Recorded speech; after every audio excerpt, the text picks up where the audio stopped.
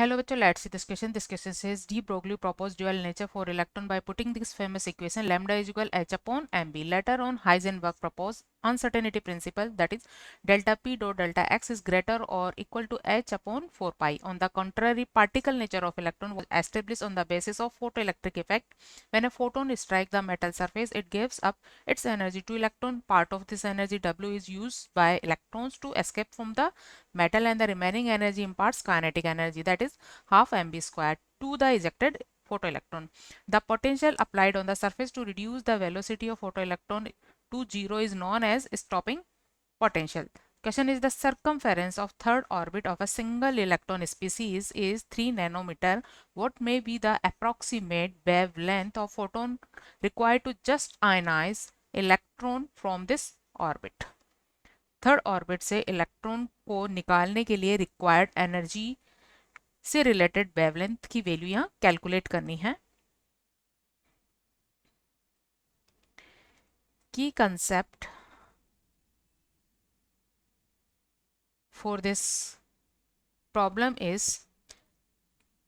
के according third orbit का circumference 2 pi R is equal 3 nanometre और 1 नैनोमीटर इज इक्वल होता है 10 is raise to power minus 9 metre, और इसी तरह 1 एंगस्ट्रम इज इक्वल होता है 10 is raise to power minus 10 metre.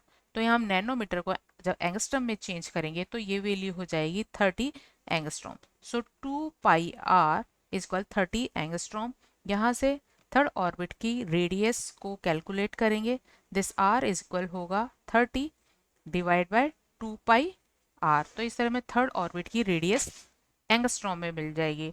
और किसी भी ऑर्बिट की रेडियस सिंगल इलेक्ट्रॉन कंटेनिंग के लिए हम फॉर्मूला यूज करते हैं R is equal 0.529 into N square divide by Z. और जेड यहाँ एटॉमिक नंबर को रिप्रेजेंट करता है, एटॉमिक नंबर ऑफ एलिमेंट. जो भी 1 इलेक्ट्रॉन कंटेनिंग एलिमेंट लिया गया है उसके एटॉमिक नंबर को रिप्रेजेंट करता है, और एन यहाँ नंबर ऑफ सेल को रिप्रेजेंट करता है, नंबर ऑफ शेल. सो यहाँ से हम जो आर की वैल्यू पुट करेंगे 30 जो कि एंगस्ट्रॉम में है, और यहाँ रेडियस की वैल्यू 0.529 भी एंगस्ट्रॉम में होती है, ये वैल्यू भी एंगस्ट्रॉम में होती है. तो हमें यहाँ जेड की वैल्यू मिल जाएगी 0.529 इंटू एन, और थर्ड ऑर्बिट के लिए एन की वैल्यू 3 पुट करेंगे. तो यहाँ 3 का स्क्वायर अपॉन जेड, और इसे कैलकुलेट करने पर जेड की वैल्यू आती है अप्रोक्स 1. सो यहाँ एटम का एटॉमिक नंबर है जेड. अब क्योंकि जेड की वैल्यू कैलकुलेट कर ली है तो हम इलेक्ट्रॉन को आयनाइज, थर्ड ऑर्बिट से इलेक्ट्रॉन को आयनाइज करने के लिए रिक्वायर्ड वेवलेंथ की कैलकुलेशन कर सकते हैं.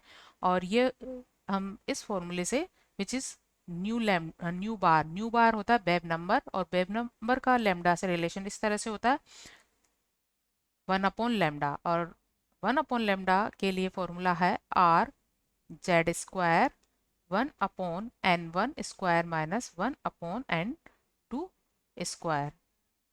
N one and lower energy state को शो करता है, N one lower energy level को शो करता है, और N two higher energy level को, हायर एनर्जी लेवल को इंडिकेट करता है.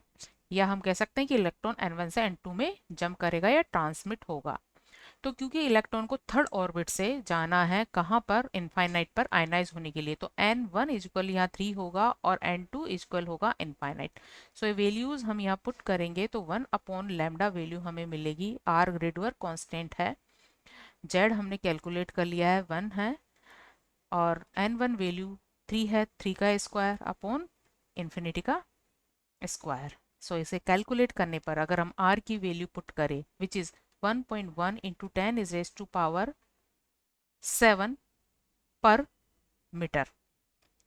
सो यहाँ हमें लैम्डा की वैल्यू मीटर में मिल जाती है